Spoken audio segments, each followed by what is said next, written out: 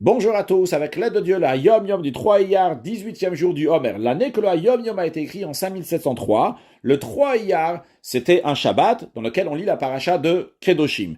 En ce qui concerne la Haftara, il y a différentes opinions. Qu'est-ce qu'on lit comme Haftara? Le rabbi nous dit que notre coutume est comme la coutume séfarade, de lire Vaïd, Dvar, etc. à l'Hidrosh, Oti, et non pas comme les Ashkénazes qui lisent à l'Oktivne Kushim. En effet, nous avons appris dans le Hayom Yom, il y a 7 jours de cela, que le Shabbat Parashat Acharé, l'Haftara que nous lisons, c'est Halo Kimne Kushim. Donc l'Haftara de Gdoshim, c'est Vayidvar, etc. à l'Hidroshoti. Puis, le rabbi nous dit qu'il faut étudier le Chumash du jour, le Teilim du jour et le Tanya du jour.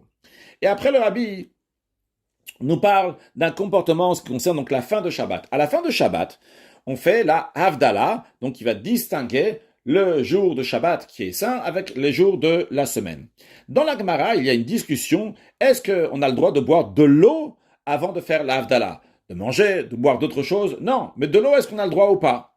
Dans le Shulchan Aruch, dans le code de la loi juive, ça a été tranché qu'on a le droit de boire de l'eau. En effet, comme l'Admour Azakan dit dans le Shulchan Aruch, les sages ont interdit de manger quoi que ce soit ou de boire quoi que ce soit à l'exception de l'eau à la sortie de Shabbat, tant qu'on n'a pas fait la Havdalah. Même si quelqu'un il a fait la Havdalah dans la prière, ce qu'on dit Atachonantanu, dans lequel on parle déjà qu'Akadosh Baruch Hu a distingué le jour du Shabbat de la semaine, etc., tant qu'il n'a pas fait la Havdalah sur le verre de vin, il n'a pas le droit de boire quoi que ce soit, de manger quoi que ce soit, à l'exception de l'eau. Mais, ici, le rabbi nous dit que on ne boit pas d'eau avant la Havdalah. Même de l'eau, on ne boit pas. C'est basé sur ce qui est dit dans la Kabbalah.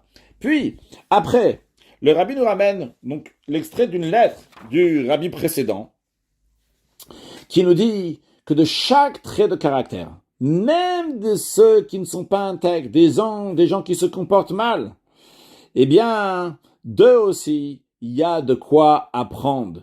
On peut apprendre des choses pour le service de Dieu basé sur la Torah. Et il donne un exemple de Rav Tzadik, Rav Meshulam Zusha, Zecher Tzadik Livracha Danipoli, donc Rav Zusha Danipoli, qui l'a appris plusieurs manières de servir Dieu d'un voleur. Premièrement, il est discret. Il ne se fait pas remarquer par les autres. La même chose aussi, servir Dieu de manière discrète. Il n'y a pas besoin de se faire remarquer. Deuxièmement, il est prêt à se mettre en danger. C'est-à-dire, il est prêt à tout faire pour arriver à sa destination, à ce qu'il veut faire. Dans le service de Dieu aussi, il faut être prêt à tout pour servir Hachem. Troisièmement, il accorde de l'importance aux moindres détails. Dans le service de Dieu aussi, chaque détail, il est important. Pas dire, ah, ça c'est plus important, ça ramène plus, ça ramène moins. Chaque détail est important. Quatrièmement, il ne ménage pas ses efforts dans son travail. Il travaille et encore travaille et encore travaille. Dans le service de Dieu aussi, il ne faut pas s'arrêter. Cinquièmement, il fait preuve d'empressement. Il fait les choses avec zèle. Le service de Dieu aussi doit être fait comme ça, avec zèle. Sixièmement, il est confiant et optimiste. Il a toujours pensé qu'il va réussir. Continue, il va réussir.